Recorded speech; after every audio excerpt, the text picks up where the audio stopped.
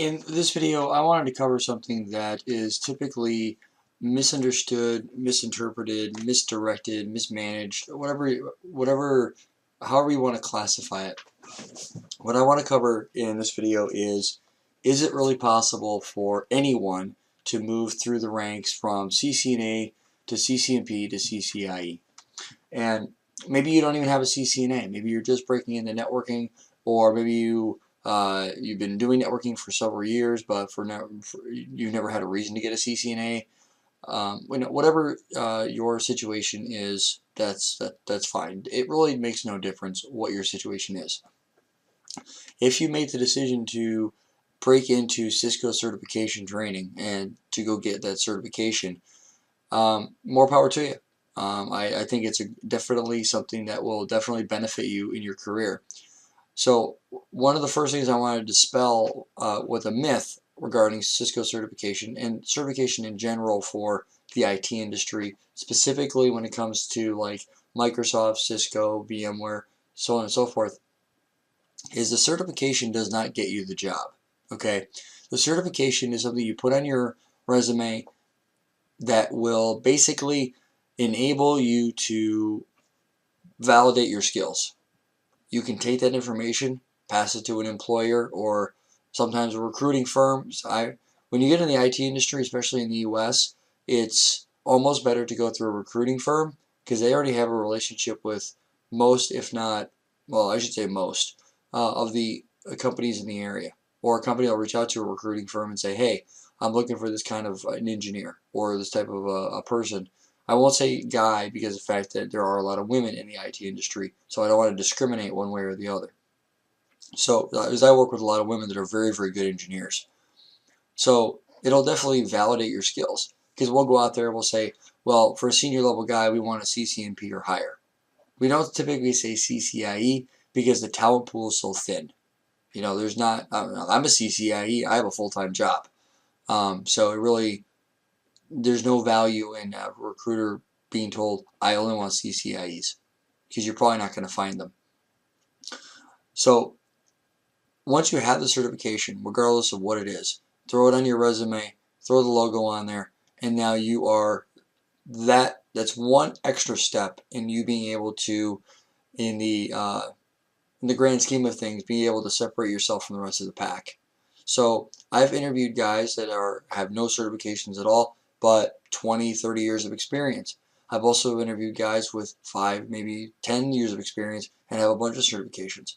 The one thing I've noticed that is different between the two individuals with lots of experience, no certs, and some experience and lots of certs, or even some certs, is that the people with certifications typically are sharper and more they're more technically focused, which means that they've spent more time on the certification, they know the material maybe a little bit better.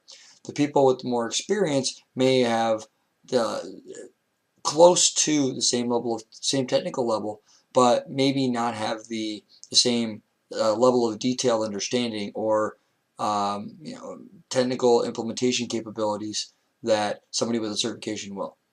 And that's kind of the paradigm between the two. So whichever case you happen to fall into, it's really arbitrary. So, but what we're going to take a look at here is breaking down how it is that if you want to go after a CCNA, a CCNP, or a CCIE, what are your goals? What do you need to have in place in order to get there? So CCNA is typically regarded as, basically your associate's degree in networking. So other than the fact that it's the associate level certification, 2 exams. You have the ICND D1 and 2. So you have the CCENT and the CCNA. So if you pass both the ICND 1 and ICND 2, then you get the CCNA. The ICND 1 and 2 exams are the 100-101, and I believe it's the 200-101. I could be wrong in the exam numbers, but I'm pretty sure I'm close on that. And then you also have the composite exam, and I think that's a 200-120 exam is the composite. So if you've been doing networking for a while and you don't feel like you need to do a CCENT, you can go right ahead and take the CCNA composite exam, which is going to test you on both exams at the same time. So what are you going to learn at CCNA? Well, CCNA, you're going to learn about the fundamentals. So you absolutely have to have the fundamentals down in order to move forward. Because if you don't understand the basics to how OSI model works, how IP addressing works, what's the difference between a layer 2 setup versus a layer 3 setup, so on and so forth. You're going to learn about layer 2 switching. You are also going to learn about layer 3 routing. You're going to learn about security at both of layer 2 and layer 3. You're going to learn about services. Services could include DHCP, DNS, ping, traceroute, SNMP, other things that are in the network that might be operational, FTP for instance. Then you're also going to worry about management.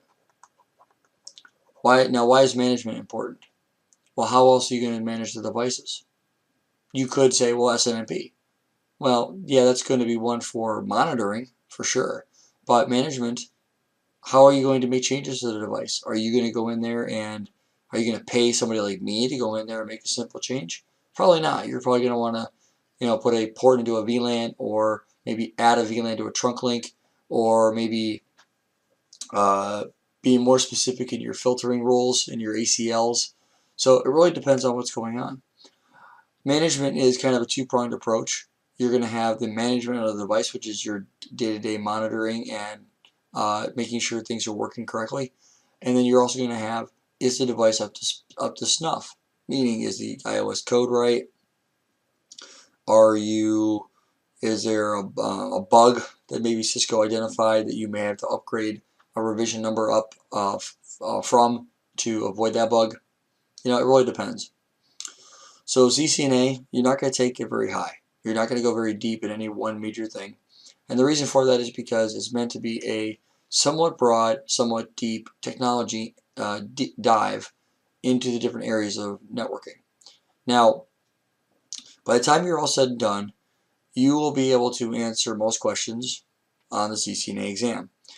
My best advice to those that are going for a CCNA exam, or or any Cisco exam period, really, you need to make sure that you not only understand the theory, but you have also tried to put it into practice. Now, you don't have to be a command line ninja like the guys that are going after the CCIE, but what you do need to make sure is you know how to a basic navigation of the command line.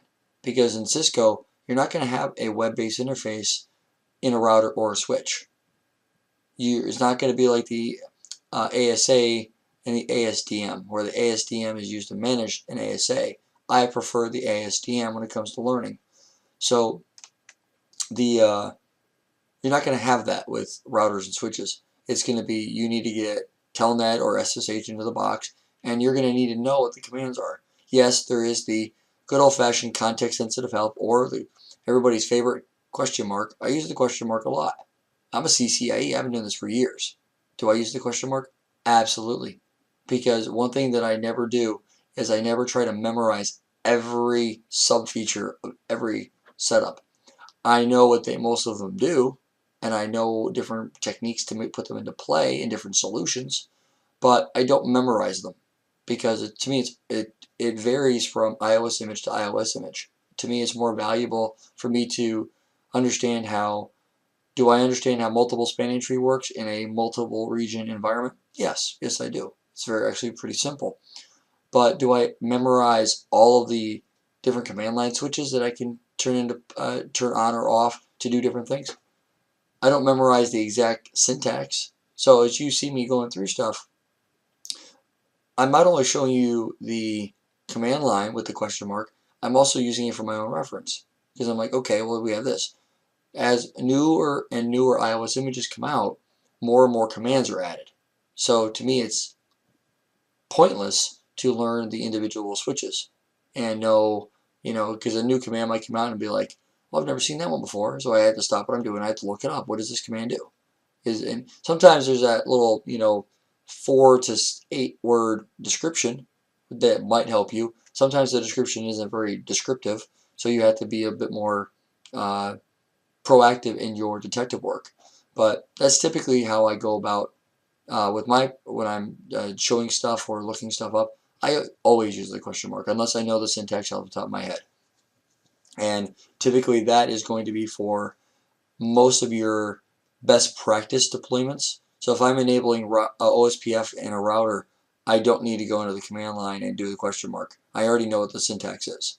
So, but if it's syntax that I maybe haven't touched in a while, or I'm not 100% sure what the command is, I absolutely use the question mark. I don't feel like that takes away from my CCIE at all because I'm constantly learning. So that's CCNA in a nutshell. So if you're serious about going after it, this is a very good launching point for your networking career.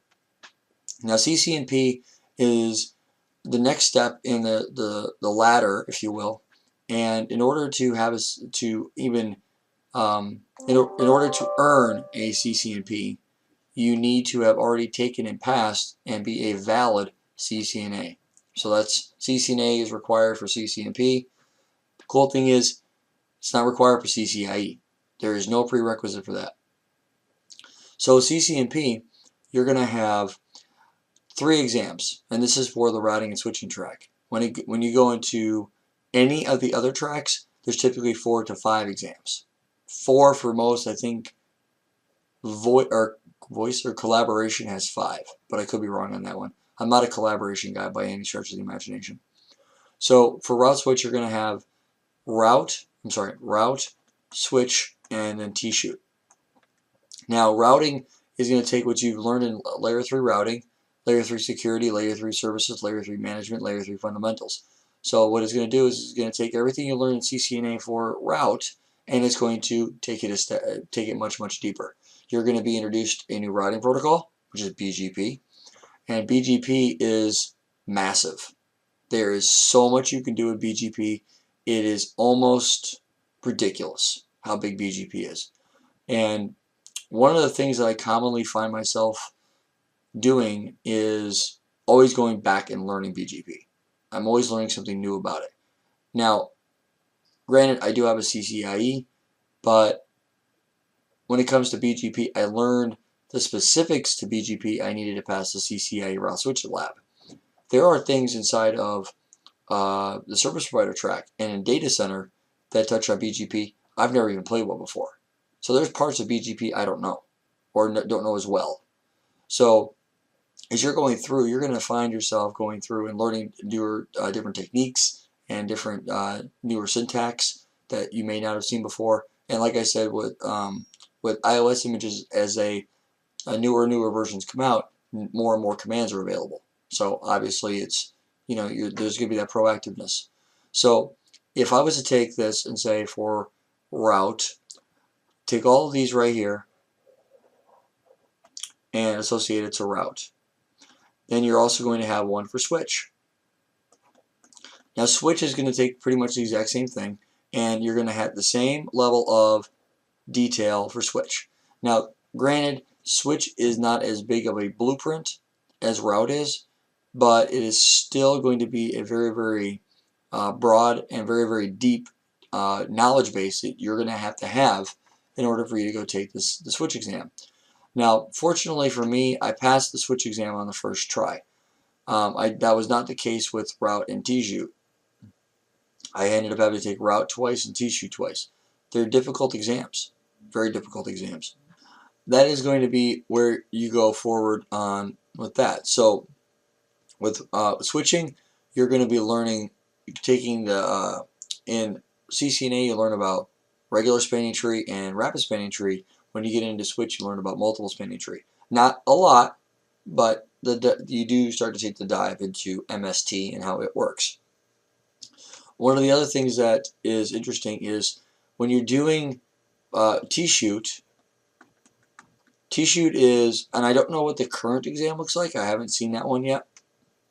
But if you were to take this, and you're going to be troubleshooting all of that. So all of the things you learn in CCNA, you're going to take much, much deeper and much, much wider for route.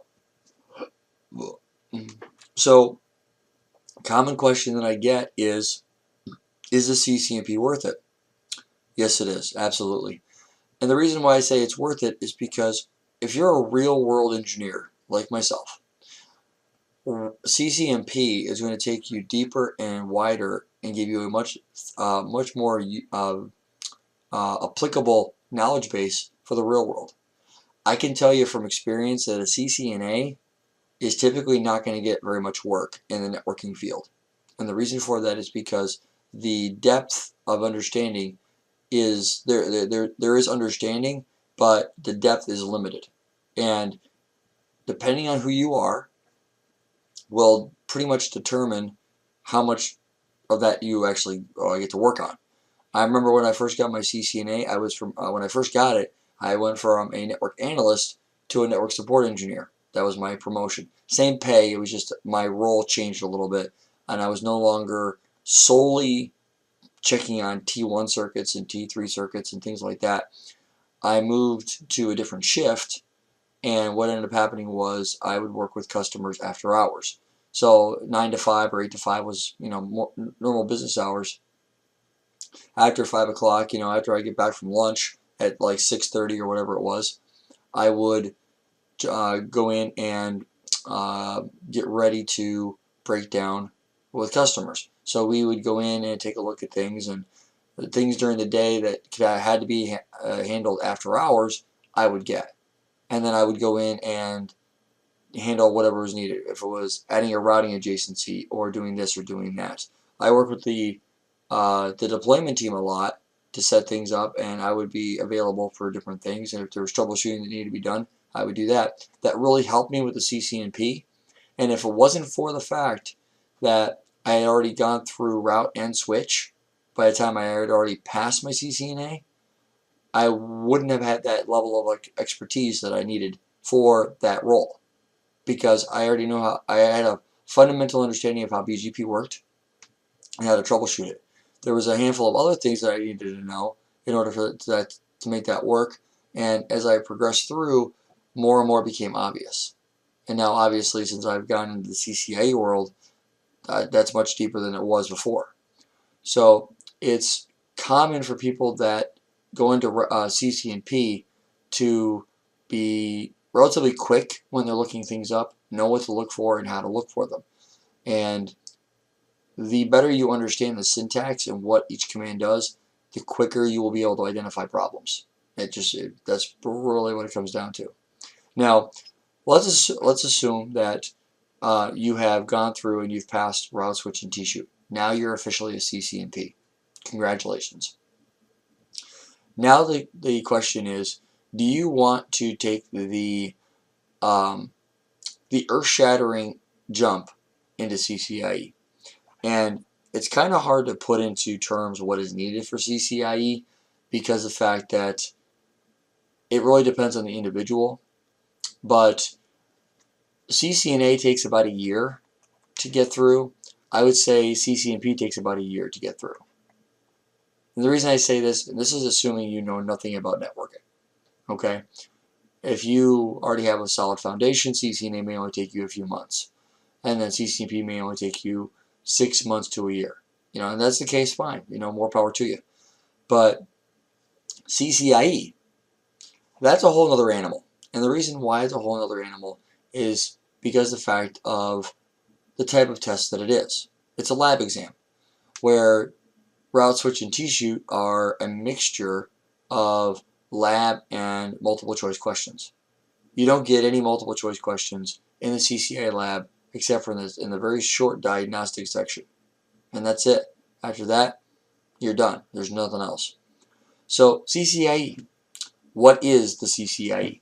Well, it's pretty much the top of, well, to put it into very specific terms, Cisco's top technical certification. So if you have a CCIE in any track, you are really, really, really good at that particular track. So if you have 2, 3, 4, or 5 CCIEs, you are really good in a lot of areas. Typically, the more CCIEs you have, the more money you make. I happen to have 1 CCIE, and that is routing and switching. I am currently studying for and hope to pass soon: the service provider, data center, and security. Those are the 3 that I'm studying for, not all at the same time, obviously, but I'm taking bits and pieces of service provider because there's so much overlap with the route switch that it makes it relatively easy to start digging into. I'm really good with layer 2 switching, so data center switching is relatively easy to work with, and most of the concepts from data center are relatively easy to comprehend as long as you have a good instructor and a lot of documentation in front of you to read through and comprehend. Security, well, that's its own animal, and I'm going very, very slow through this one because the fact that the one thing that you'll find is when you start studying for a CCIE, you have to pretty much be completely committed. And the reason I say that is because there is such a sharp learning curve to CCIE that on average it takes 2 to 3 years from the time you start studying for it until the time you pass it. Now, technically speaking, in my experience, during my preparation and studying for my CCNA and my CCNP, was also a lot of preparation already for my CCIE. The CCIE took me from, I passed my CCNP in January of 2014. Fast forward about 7 months, 6 months, and I passed my CCIE written on July of 2014, right? That's when I passed the CCIE written. I made my first attempt at the CCIE lab on 4/28 of 14. No, sorry, 15. Because it was almost a year. I failed. I went and I took it again on June 28th of 2015 and failed again. Became very, very close to passing. I went through the rest of the summer, studied like a madman, and then on 10/19 I passed. So now I have my CCIE. Now I passed my CCNP in January of 2014, and I passed my CCIE on October 19th of 2015. So from here to here is what, roughly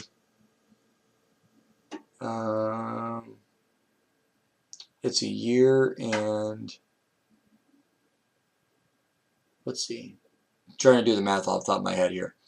So we have 14 January until October of 2015.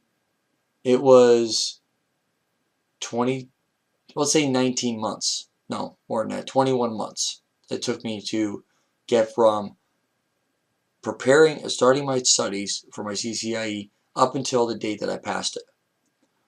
Not including the year before that, so basically the roughly 2 years that it took me to get from my CCNA to, and I passed my ICND 1 exam in August of 2012.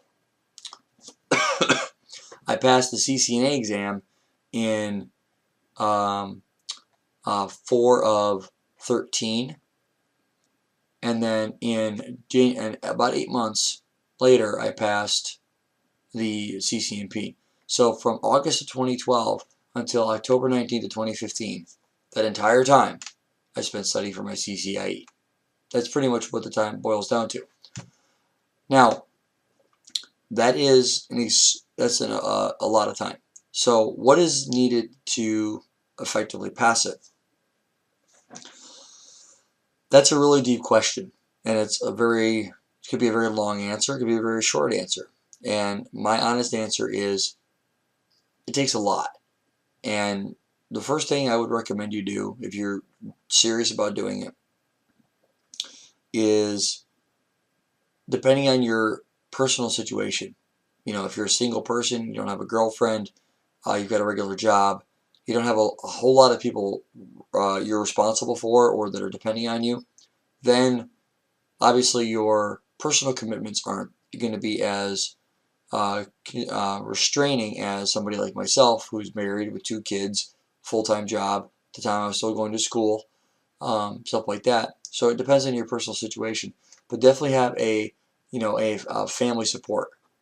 It's definitely going to be needed. I can give you probably a dozen CCIE numbers of people that I personally know that have taken and passed the test that are married with kids, full-time job. So I know there's a story floating around the internet about a 19-year-old kid. This has got to be 4 or 5 years ago, I think, now that that story came out, that he passed the CCIE service provider exam. And quite frankly, I mean, yes, it's awesome that he passed the CCIE, but people tend to put the CCIE in the context of you passed the test, but it's really not just the test that you passed. It's the test is obviously the destination you want to reach, but I commonly find that there's so much more that is required to enable you to pass that is often not even recognized. The tangibles are going to be the amount, the money you spend, the travel to and from the testing location, things like that. The intangible are going to be what I'm doing right now, in front of the computer, studying, labbing, not having much of a life. You know, you're doing what you have to do to learn the technologies, and then once you learn the technologies, start putting them together in a very large scale deployment. So that is typically where that's where it makes or breaks you, because when you start studying for your CCIE, there's the learning curve going up to learn all the content you need to take. So if let's say your CCNA brings you to here, okay, and then you come up here and now you're at CCNP. To get the CCIE way up here, and the reason I draw it so high is because when you learn when you're studying for CCIE, there is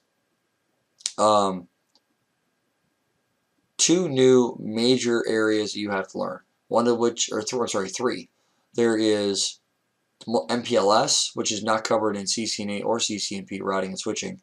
There's multicast, which is not covered in CCNA or CCNP routing and switching. There's quality of service, again, not covered. So you have to learn 3 brand new topic areas you've never touched before. And you have to bring yourself from knowing nothing about them to being very, very comfortable with them. And how long that period of time takes is on you. It depends on how fast you learn, how fast you retain the information. So let's say that CCIE written brings you to here. Because really the CCIE written is nothing more than a written test. And nowhere near as complicated as the lab. You have to still fundamentally understand what's going on.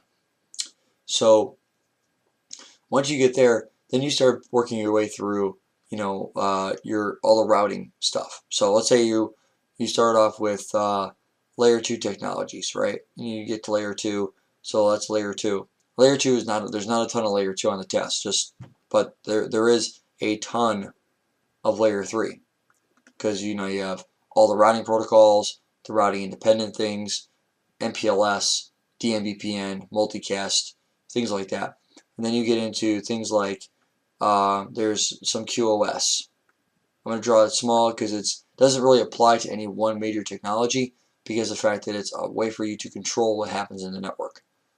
And then you have services. I consider security, management, and services kind of all in one big bracket, because of the fact that security can apply to layer 2 and layer 3 and quality of service and services and management. So it really depends on how you're doing it. And that finally brings you up to the top here. So as you're climbing this ladder, let's say maybe it takes you 3 months to go through all of the layer 2 stuff. And I think that's a very conservative number. It might take you less time, it may take you more time. Depends on how much layer 2 you do. Because you may not do very much layer 2 in your day-to-day job, you might be more layer 3. So for you, it's going to take you longer to learn layer 2 because it's not something you hit every day. Layer 3, let's say that takes you 7 months. This one takes you 3 months. Say this one takes you 7 months. Or, yeah. So 7 months. So let's say and this will depend as well. Maybe you do more layer 2 stuff and layer 3 you're not as familiar with. You need to spend more and more time on that.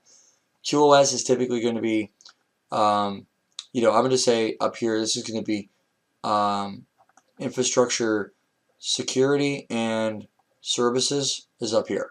And technically QoS falls inside of infrastructure security and services. And let's say that this block right here takes you another 4 months. So right there, that's automatically going to be a 14-month period of time. So 14 months, that's a long time to spend studying for one test. So at the end of the day, is it worth it? I absolutely think so. There are 52,000 CCIE numbers that have been allocated out there. I don't think all of them are active. I know there's some guys that are suspended or have let it lapse. So if I had to guess, I would say there's probably 47,000 CCIEs out there. When you think about this in the grand scheme of things, that's not very many, especially in IT professionals. So when you take that 47,000 and you put up 47,000, you put this in a big pile and you start to spread it around the world, that's not very many people. There's more people in the city I live in than there are CCIEs in the world. So the talent pool is so thin that guys that are CCIEs, like myself, we typically work for, well, at least I do. I can't speak for everybody. I know not every CCIE works for a reseller or a the vendor, but I don't know a CCIE that's out of work. They're really good at what they do, and if your job is dependent on having a CCIE, you're going to want to keep that thing active and up to date, right? So typically the way I would look at it is, if you are committed to it, you need to really sit down and talk to whoever it is you need to talk to, whether that's your family or assuming you have a family, talk to them. If you don't have a family, if you're a single guy or a single girl, and you need to choose what priorities make sense to you. That's really what it boils down to. And then once everybody around you that you consider that matters enough to you to explain to them what you're going to be doing, you have to make the decision of how you're going to approach it. Now, how do you approach the CCIE? I typically, when I started studying for mine, I started from the ground up. I started going back through everything from the ground up. I watched INE's All Access Pass, the Advanced Technologies course, from start to finish, so that I would learn the technologies. Then I went through and I did all of the applicable workbooks, all the individual labs.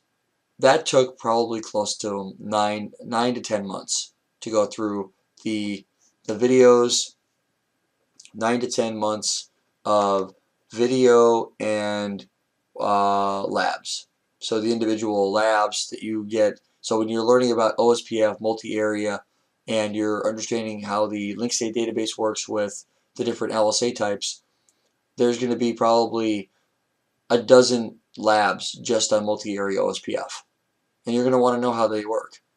And it really depends on how you go about doing it. And I definitely recommend, as much as you can, to utilize Wireshark, because Wireshark is going to let you see what's going to be happening in the label, in the headers inside of the different IP headers and whatnot, and let you see what's going on in the network, so you can see what's going across the wire. Definitely understand how the debugs work, so you can see the different debugs. Debug everything, configure something and then debug it on the other side. See how the updates come in, how are they processed, things like that. Because then what you're really doing is you're learning how iOS works. And what that's going to allow you to do is, if you understand how everything works from the fundamentals through the advanced layer technologies, and I'll talk about a good stepping stone, then what that's going to enable you to do is, when something's not working, you have already gone through all of these steps to make things work, and you've identified how they're supposed to work. And if they're not working and you know how to identify that, then you'll be that much quicker to find the fault. So what is a good, step-by-step approach? Well, I happen to like INE's approach, which is a structured approach. So you're going to start from the bottom up. So you're going to start with I'm going to say BU for a basic understanding. Know what the technology is, how to use it. So I have a few questions that I always ask myself on every new technology and every subfeature and every subfeature of a subfeature. And I always ask, what it is, how do you use it, why would you use it, where would you use it, when would you use it, and how, what, how, why, when, where, and I guess you could say who, but I mean who is kind of arbitrary at this point. But I ask myself these 5 questions every feature as I'm going through, and then that's a basic understanding. Then I get a basic practice. Lab it up. If you don't lab it up, you'll never know how it actually works. Then once you've labbed it up, break it. See how it looks when it's broken. How else are you going to know it's broken if you've never seen it broken? Simple. Then you have an advanced understanding. Go through and actually start taking multiple pieces and put them together. How do they work together? How do they differ? If this wasn't working, why? Look it up. Google it. There might be a video out there already on it. And then advanced practice. You really need, for the CCIE, there is such a heavy emphasis on preparation. It's ridiculous. And for those that are serious about it, you need to take that into consideration, because on average it takes 3 to 5 attempts at the lab per track before you pass. And I'm a living example of that. I took the lab 3 times before I passed. Am I ashamed of that? No, I'm absolutely not ashamed of that at all, because it only took me 3 shots. There was a gentleman that took the test on my last attempt with me. He sat behind me. He was on attempt number 7 in a year and a half. And that's a lot of money. And fortunately for him, his company was paying for it. But again, 7 times. I think he was on his 7th attempt at that time. He'd already had 6 attempts prior to that.